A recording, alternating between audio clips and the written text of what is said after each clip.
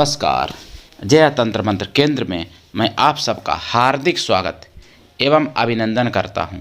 मेरे प्रिय भाई बहनों, YouTube पर पहली बार काम गंधर्व कन्या जिसकी मैं साधना लाया हूं, आपने नाम भी नहीं सुना होगा। पूरी साधना जानने के लिए और देखने के लिए आपको हमारा वीडियो अंत तक देखना पड़ेगा। यदि आपने हमारा चैनल अभी तक सब्सक्राइब नहीं किया है तो तुरंत लाल वाली बटन दबाओ और घंटी बजा दो। आप हमारे चैनल के सब्सक्राइबर बन जाओगे, कोई शुल्क एवं चार्ज नहीं कटेगा। आप हमारे वीडियो को फेसबुक पर, व्हाट्सएप पर, ट्विटर अकाउंट के माध्यम से और इंस्टाग्राम पर अधिक से अधिक शेयर करें। लाइक और कमेंट करना भी आपका धर्म है। दुनिया में जिसका कोई नहीं, मैं उसका हूँ।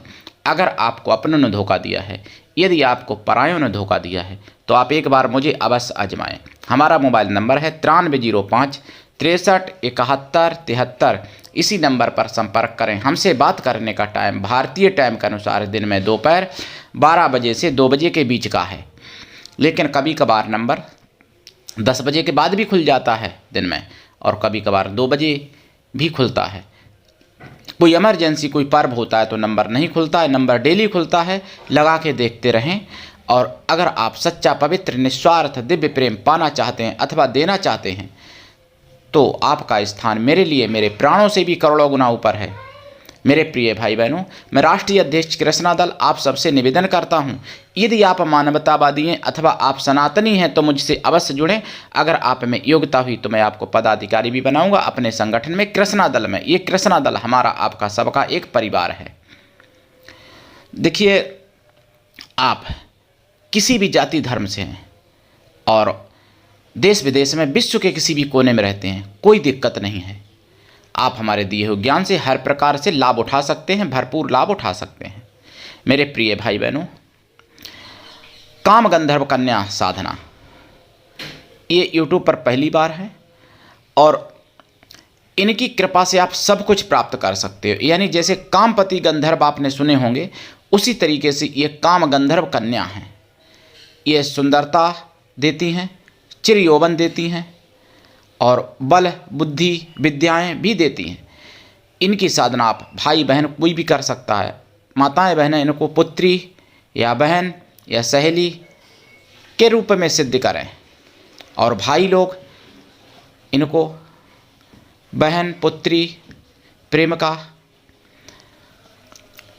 किसी भी रूप में आप सिद्ध कर सकते हो। वैसे देवी गंधर्व कन्या के रूप में देवी की तरह इनको पूजें तो भी उत्तम होगा, क्योंकि इनमें अपार अद्वितीय शक्ति है और ऐसा कोई काम नहीं जो ये ना कर सकें। संसार का सारा सुख, सारी खुशियां आपको दे सकती हैं, देने में सक्षम है गंधर्व, यानी काम गंधर्व कन्या।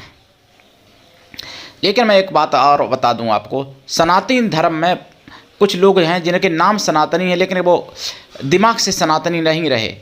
उनमें ऐसी विडंबना है, अगर कोई गृहस्थ संत है तो उसको वो लोग संत नहीं समझते, इतने बड़े मूर्ख हो गए हैं। जबकि हमारे ऋषि मुनि सभी गृहस्थ थे और हम आप सभी, पूरी दुनिया ऋषियों की संतान है। और जिसके आगे लिखा होगा फला ब्रह्मचारी, चाहे वो काम उसके कुछ भी हों, चाहे वो नित्य उनके, मतलब मैं क्या बताऊं, लेकिन उनको वो वरीयता देंगे। और अगर कोई गृहस्थ संत है तो उनको वरीयता नहीं देते हैं। मूर्ख लोग सनातन में ऐसे भी लोग हैं, जबकि गृहस्थ संत सबसे बड़ा होता है और गृहस्थ आश्रम ही सबसे बड़ा है। और हमारे जितने बड़े संत हैं प्राचीन काल में, वो सभी गृहस्थ थे, सभी गृहस्थ संत थे। मैंने खोज खोज के ऐसे संतों की और उनकी शक्तियों की साधना भी डाली है। जैसे मैंने नारद जी की पत्नी का भी नाम बताया, जो देवी पुराण में वर्णित है। दुर्वासा ऋषि महाराज की पत्नी का नाम मैंने बताया, वो भी वर्णन है शास्त्रों में। और सभी ऋषि मुनि लगभग गृहस्थ थे। कश्यप ऋषि तो 27 पत्नियां थी ही, कश्यप ऋषि महाराज के, जो आदि ऋषि हैं जिनसे सृष्टि चली है, कश्यप ऋषि से।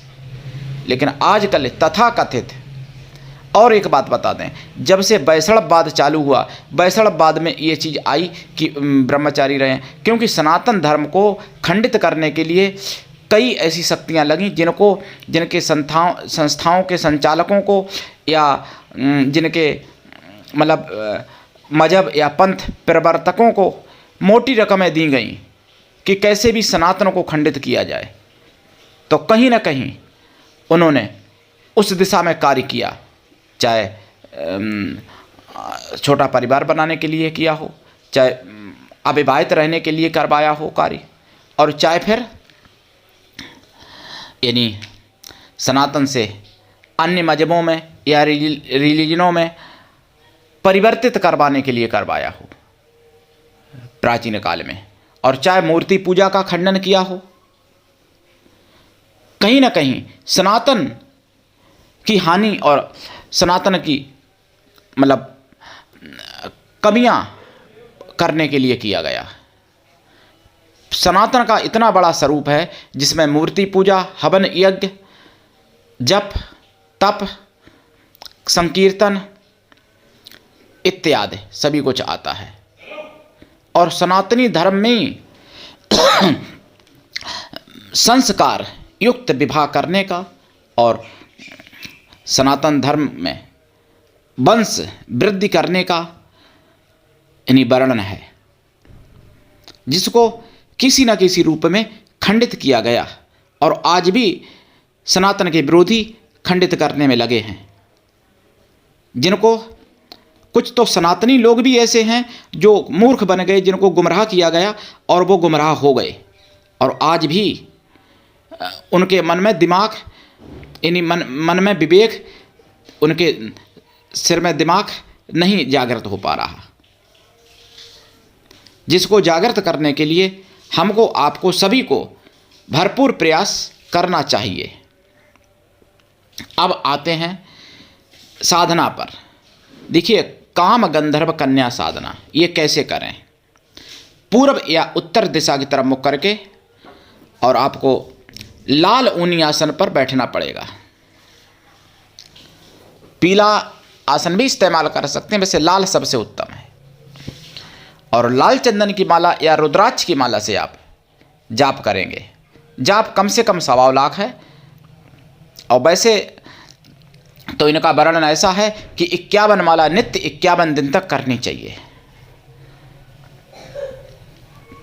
तो ज़्यादा अच्छा रहेगा।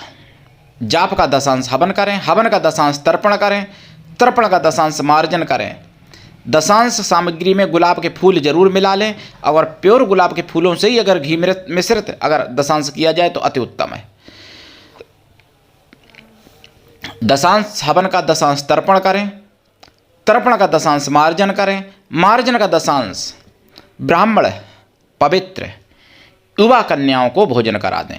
युवा कन्या जो होती हैं, विवाह से पहले जो होती हैं, विवाह योग्य कन्या, अगर ऐसा संभव ना हो तो छोटी कन्याओं को करा दें, या फिर ब्राह्मण पतिव्रता सुहासिनी पवित्र सुहासिनी स्त्रियों को करा दें भोजन।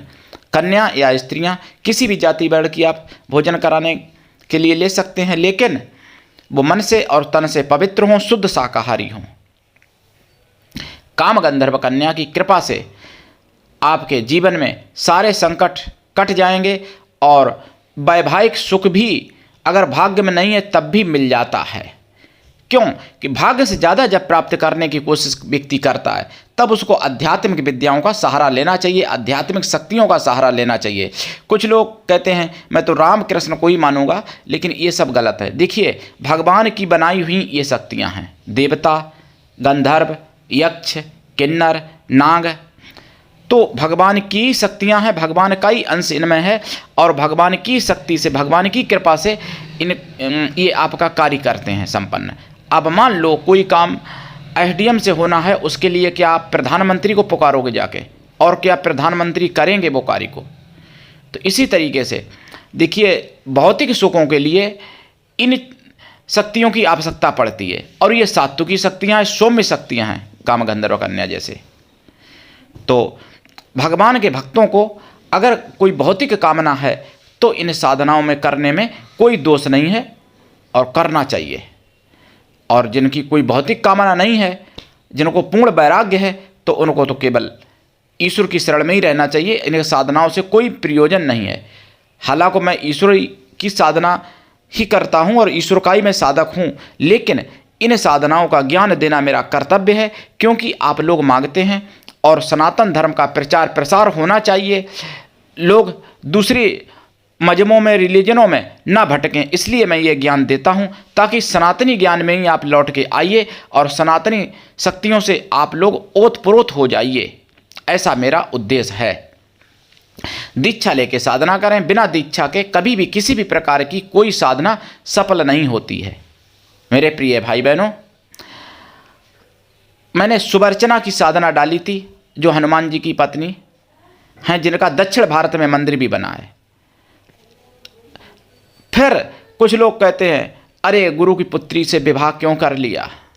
भाई, उन्होंने कोई एक दूसरे के प्रति कोई नियत तो मन में कुछ नहीं सोचा था आप लोगों की तरह, जैसे आप लोग अपने सगे में भी सोचने लगते हो। वो तो गुरु का आदेश था तब किया था। तो इसमें भी लोग संदेह, मतलब सनातनी लोग जो हैं उनके मन में संदेह कूट कूट के भर दिया गया 1400 वर्ष के अंतर्गत, जो कि वो सनातनी ज्ञान में संदेह करते हैं। और जहाँ हलेलुया या रसूल अल्लाह वाले समझा देंगे, उनको मान लेंगे, एकदम ब्लाइंड बिलीव कर लेंगे। और इसीलिए सनातनी लोगों का पतन हुआ। पूरे विश्व में सनातन था और भारत में सनातनी बचे हैं कुछ मुट्ठी भर लोग, और वो भी 29 राज्यों में, 9 राज्यों में अल्पसंख्यक हो चुके हैं सनातनी। और सत्य कहूँ तो 20 राज्यों में भी सनातनी अल्पसंख्यक हैं, क्योंकि कोई तो ब्रह्मा कुमारी में बट गए। ब्रह्मा कुमारी कोई सनातनी थोड़ी है पद्धति, अभी संस्था बना ली, और वो मूर्ति पूजा को मानते नहीं, हवन यज्ञ को मानते नहीं।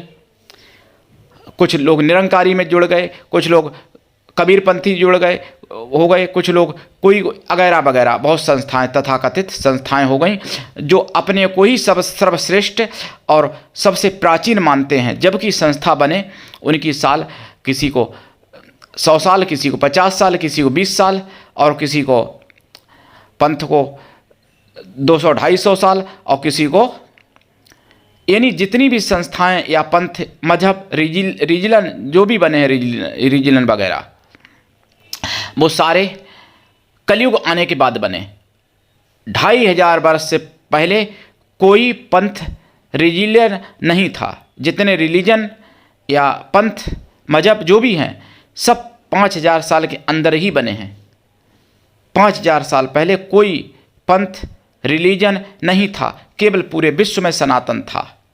तो मेरे प्रिय भाई बहनों, इस चीज़ को समझना पड़ेगा और मानना भी पड़ेगा, और लोगों को बताना पड़ेगा, और बताना चाहिए भी।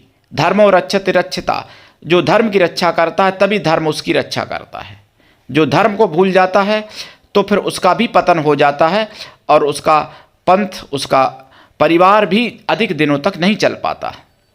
बहुत सी ऐसी संस्कृतियां हैं विश्व की जो पूर्णतः नष्ट हो गई हैं। बहुत सी भाषाएं भी ऐसी हैं जो पूर्णतः लुप्त हो गई हैं। क्यों? केवल उन लोगों को निष्क्रिय होने के कारण। मेरे प्रिय भाई बहनों, काम गंधर्व कन्या साधना करिए, लाभ उठाइए, दीक्षा लेके करिए। और गुरु ऐसा होना चाहिए, शिष्य से कुछ भी ना ले, शिष्य ऐसा हो गुरु को सब कुछ दे, तभी कल्याण होता है। तो आज के लिए इतना ही। धन्यवाद। जय श्री राम, जय सनातन, वंदे मातरम। बोला।